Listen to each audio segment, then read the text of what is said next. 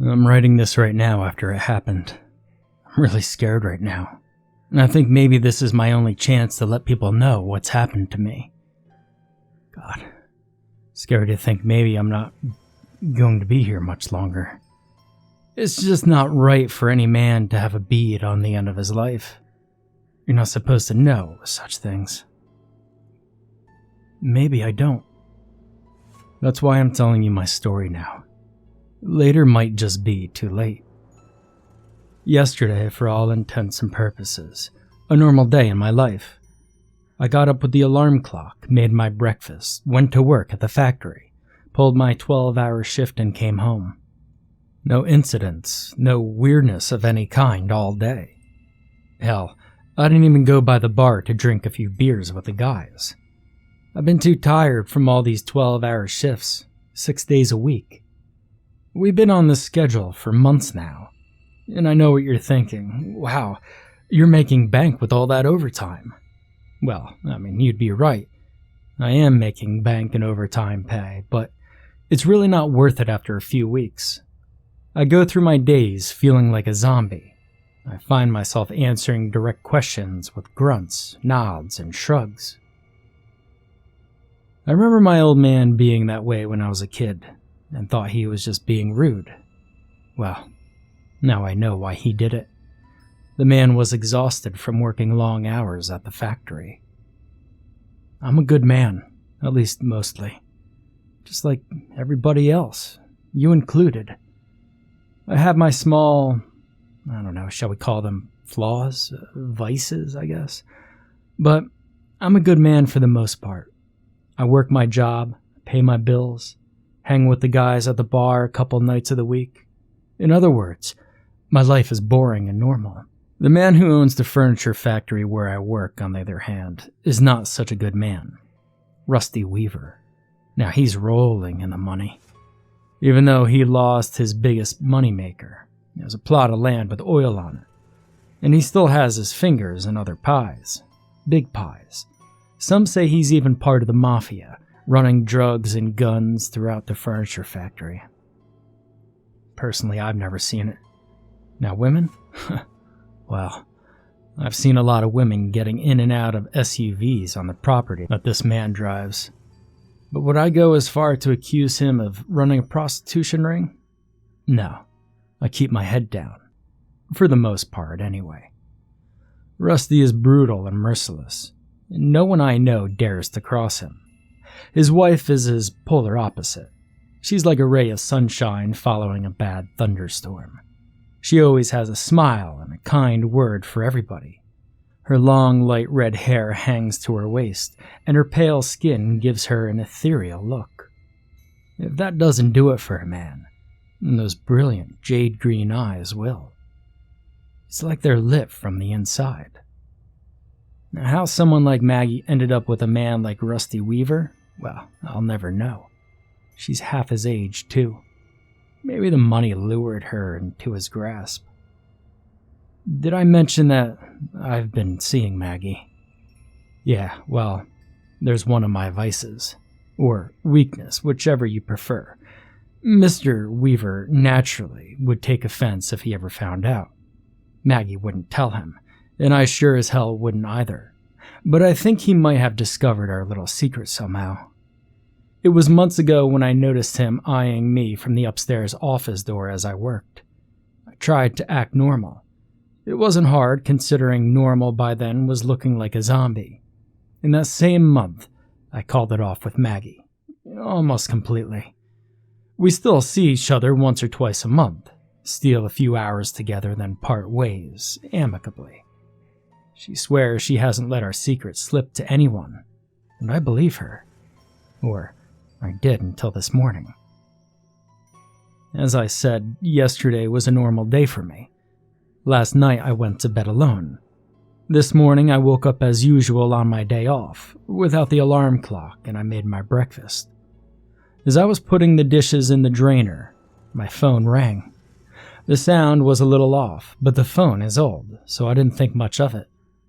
I answered and heard a blast of static that caused me to jerk the phone away from my head. Unwilling to deal with that noise, I hung it up and walked away, thinking that whoever it was would call back if it was important. Most people had my cell number and called me on it anyway.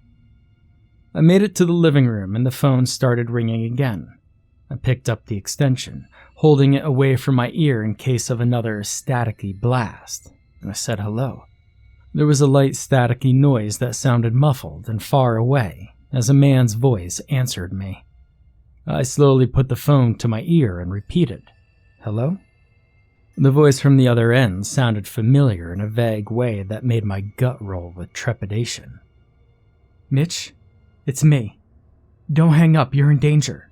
The voice trailed off and was lost in static. I demanded to know who it was, but there was no reply. I hung up again. I wasn't sure if the man had simply just warned me, or if he had threatened me. Standing there for a minute, I stared hard at the phone. Finally, I decided it was someone playing a prank and walked over to my recliner. It was Sunday, a fine day to sit and watch television, maybe a ball game, or maybe I would snooze in my recliner since it was my only day off. Just as I got comfortable, the phone rang again. I reluctantly answered it again, thinking I would tell the guy off if he started his shit again. The voice sounded genuinely panicked. "Mitch, you gotta listen to me, man. Don't let him blindside you. Get ready." The static had disappeared, but the man sounded very far away, and his voice had an echoey quality, as if he were speaking from the opposite end of a long tunnel. I asked who he was, and if he really expected to bother me all day. "I'm you, Mitch. You don't have any real friends, and I'm the only one who gives a shit whether you live or die. Weaver's man is coming for you, and he will kill you, unless you get ready for him." A chill ran down my body and my gut nodded. Something about that voice. There was one way to find out who the man was. I pulled the phone away from my ear and checked the caller ID screen. My mouth went dry and my heart skipped a beat or two. I was looking at my cell number. Quickly, I dug the phone out of my pocket and thumbed it on. It was my phone. There had been no sneaky switch out of phones by some would-be prankster. Just to make certain, I pulled up the info screen and looked at the number. It was definitely my phone. The voice on the line was still yammering, and I put it back to my ear. "Sometime today is all I know for sure. He will come through a window, shoot you, never be caught." What did I do to get a hitman put on me? Was it Maggie? I was confounded. More words were broken by static when he spoke again. "Not Maggie. Money." That solidified the situation in my mind. No one, not even Maggie, knew about the money I had taken from Rusty's personal stash. I had taken it from the cabin where Maggie and I met up on a couple of occasions. There were no cameras, and Rusty rarely even went up there. It was just sitting there inside a shoebox under the sofa. I took it on impulse while Maggie was showering, put it under the seat of my truck. No one was ever any the wiser. I thought if anyone ever fell under suspicion, it would be Maggie or one of Rusty's goons. Call me an asshole, but I was totally okay with that. The line disconnected. I stood there staring at the charging cradle for several moments, turning over the legitimacy of the call. I didn't know much about time travel, alternate realities, parallel universes, and such. Just what I'd seen in movies or read in the occasional book back when I was a teenager. But I couldn't deny that somehow, that other me had called from my cell phone to warn me that I was going to die that day. That's why the voice had sounded vaguely familiar. You don't recognize your own voice as readily as you do the voices of others, because it's not every day you hear your own voice. When I snapped out of my stupor, I put the phone back in its cradle and started preparing. I didn't know when the hitman was going to show up. Only that it was that day. I started at the front of the house at the front door. I locked it and then turned right, locking each window and dropping the blinds as I made my way toward the side door. I made a complete circuit of the first floor that way. No one was going to enter easily or quietly if I could help it. Before I moved to the second floor, I checked behind every door and under every piece of furniture to ensure no one was already hiding inside. Locking up the second floor the same way I had the first, I began sweating. It wasn't so much the heat as it was the surety that I had missed something vital in the securing of the house. I stood at the top of the stairs wondering what it was that I'd miss. I couldn't think of any door or window left unchecked, but still, there was that gnawing certainty that I'd forgotten something very important. I double-checked the second floor. It was only 2 bedrooms, a bathroom, and a tiny room without windows where I had put the computer and Xbox years before. I rarely ever went in that room anymore. Lack of free time was the main reason, but I went back and checked it again, just to make sure no one was in there. There wasn't. As I moved back to the head of the stairs, I heard the whispery scraping of a window being stealthily raised in the living room. My heart skipped a beat, and I bolted for the closet at the end of the hall where I kept the hunting rifle. It was loaded. Yeah, I know. Don't give me crap about keeping a loaded gun in the house. There are no kids here. Ever. I live alone and I keep my doors locked when I'm gone. Anyway, I was shaking so bad I couldn't have loaded it then anyway. And I pushed the safety off. I took a deep breath and went back down the stairs, taking up a spot about halfway down. Whoever had come in through the living room would have to step into view eventually from one side or the other. The stairs were situated between the kitchen and the living room. Thankfully, there's no other way to get to them. 15 minutes I stood there like a damn statue, not even moving to wipe the sweat from my brow. And I never heard another sound, never saw a shadow of movement, nothing. I lowered the gun and held my breath, stepping carefully around the squeaky places as I descended. I turned right into the kitchen and began checking the windows and doors as I sneaked through the rooms, ending up in the living room. There was no one there, even though I had plainly heard the window raising. None of the windows were up, and none of the blinds or curtains had been disturbed.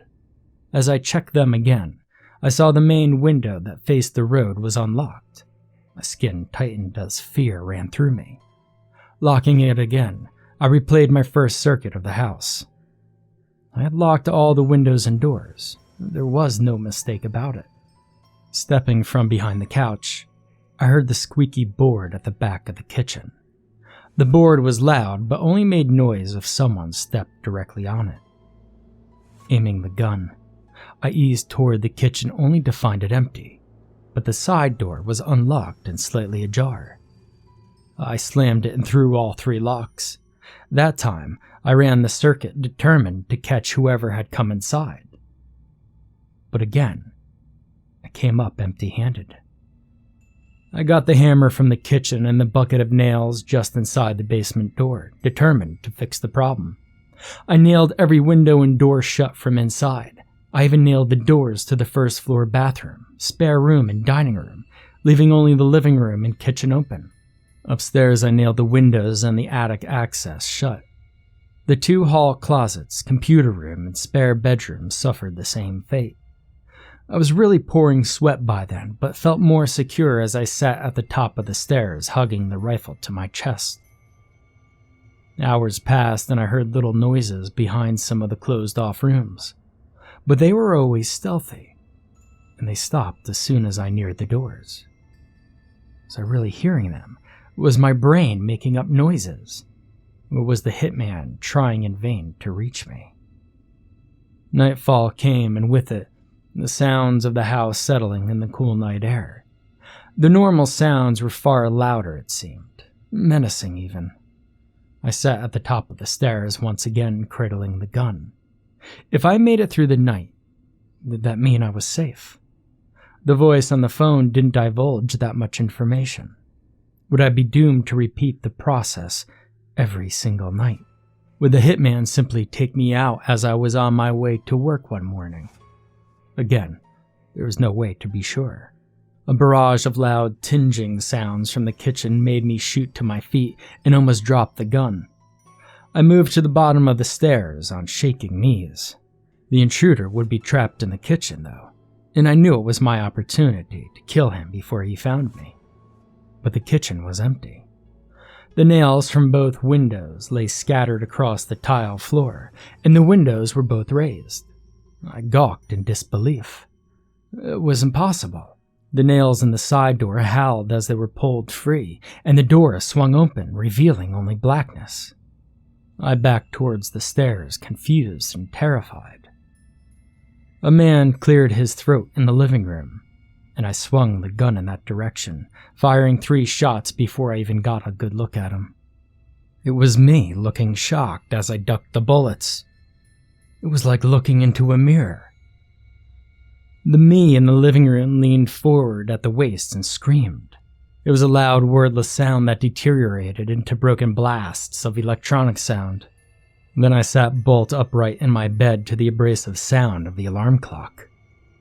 I slammed my hand down on it and yanked it forward, ripping the cord from the wall and silencing it. I was confused. I didn't know if it was Sunday or Monday. I checked my cell phone and it said it was Sunday. But I never used the alarm on Sundays. Trying to shake it off and telling myself it was just one hell of a dream, I got out of bed and went about my Sunday routine. And as dreams tend to do, it started to fade away, lifting out of my consciousness like fog being burned away at sunrise, and I let it go willingly. As I put the dishes in the drainer, the house phone started to ring, and the sound was off, just like in the dream. Telling myself I was just being stupid, I walked over to it and put it to my ear. The blast of static was painful and deafening. The entire nightmare came back to me in sharp detail. "Nope, you're just being paranoid, Mitch. Don't be stupid," I told myself as I walked to the living room to turn on a ball game. The extension phone began ringing. The caller ID showed my cell phone number. I didn't answer it. I fear that there's no avoiding my fate. I think that maybe I'll be stuck in this endless loop forever. Or at least until the hitman finally gets to me. Then again, maybe he already did. And this is my version of hell.